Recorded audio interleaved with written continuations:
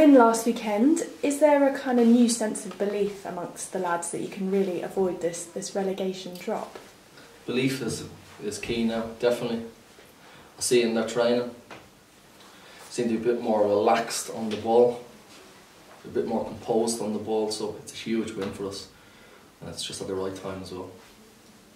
There's a really incentive. We were talking to Kevin McNaughton about the idea that Hamilton playing Motherwell, something's got to give there, so you know if you win you can close that gap. It's not a case of you're relying on others at that stage. Yeah, it's, you know, we just got to take care of our business first, which is a tough place to go, on a tough surface as well. You know, they play well there. You know, that for me, the top level football should be played on grass. We've got to adapt now. We've trained on AstroTurf this week, and we don't want any excuses from our players. It's been tight between the teams through the season. We're in confident mood now, but first and foremost, desire, passion, work rate. You talked about that idea of getting win-win, which you got. Again, Kevin said it seems to have really lifted the, I don't think he said morale, but the feeling around the club. Have you sensed that? Yeah, there's a bit more composure in our training. Maybe there's been a little bit of a panic over the last few weeks with some players, but believe me, that's a huge win for us in terms of our mental strength now. And it's got your mental strength is key this stage of the season. You're looking for strong characters, and that win then will give the lads a lot of confidence. And that keenness showing through in the performances as well, and you know, you said about the desire to win balls and chase lost causes. That's all I'm looking for now. Forget about winning games, forget about staying in the league, forget about relegation. Desire, passion, work rate, hunger, and be nasty at the right times. Give away free kicks at the right times. Use your football brain. I thought we out-muscled Hamilton. I want to see us going now and out-muscle Kilmarnock. Changes made last week as well, and you know, the keenness shown from the players that came into the ranks as well. I mean, obviously you're seeing that throughout the week, you know, which goes to prove that there's still players here ready to fight for the cause, as opposed to just giving up as a lost one. Yes, of course, and you know, you've got to probably pick the right players now. I'm picking strong-minded lads, strong characters, lads with presence as well, lads with fight. And we definitely had that last week, and we need the same again. We need more. You know, Kilmarnock will probably give us a little bit more respect now after that performance last week. So we've got to up our tempo a notch. We've got to up our belief. We've got to up our play all round. We must improve on last week. We must be better than we were against Hamilton. Are you going to stick with a lot of the muscle that out-muscled Hamilton then? Probably not. Were you anticipating team changes then? Not sure. I'll leave it at that. I've forgotten what I was going to ask you after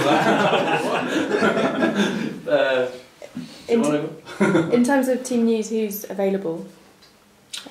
Who's unavailable? Obviously, Ian Vargas is back in from illness. Liam Polwarth back from suspension. Struggling Aaron Doran, Josh Meekins, Owen Von Williams won't make it either. Carl Tremarco's still out, but we're looking strong otherwise.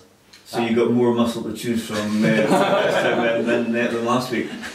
Yeah, look, as I said, I thought we out-muscled Hamilton, I really did, and all departments on the park, we need the same again.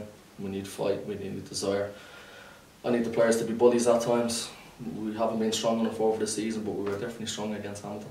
Can I ask you about, again I spoke to Kevin about this, but Maurice Malpass, because you were quite keen after the game on Saturday to pinpoint how strong you were defensively when I was looking at how well you were doing going forward. What influence has he had? What's he like around the place? How would you describe Maurice is very level-headed. Maurice never gets too high, never gets too low. He's got huge football knowledge. He was a wonderful defender, obviously he has a lot of international caps, so he's worked with our defenders over the last couple of weeks. I've took the strikers with Brian, so everyone's doing their bit. Obviously I was an attacker in my day, so to bring Maurice in on the defensive side was a huge coup for us, and he's done a good job.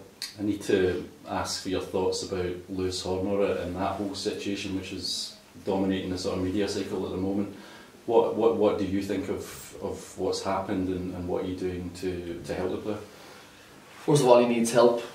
This is not just a lad that gambles every now and again, he's a gambling problem.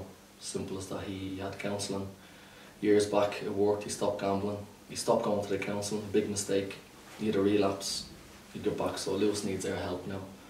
He needs the help of the Scottish FA, he needs the help of the PFA, he needs help, he needs people around him to help him with this addiction. That's what we will do here at the club.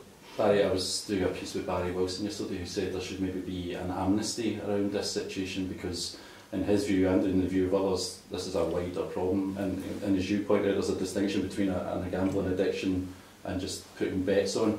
Do you support that idea of people being allowed to come forward in order to tackle it more quickly? Yeah, look, I don't think it's a huge problem in terms of having a lot of addicts, players with problems.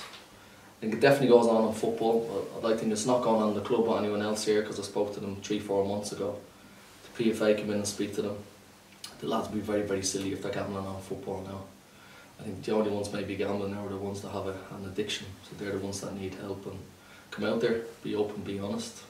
Yeah, maybe they shouldn't be punished for what they've done in the past. Let's help them for the future.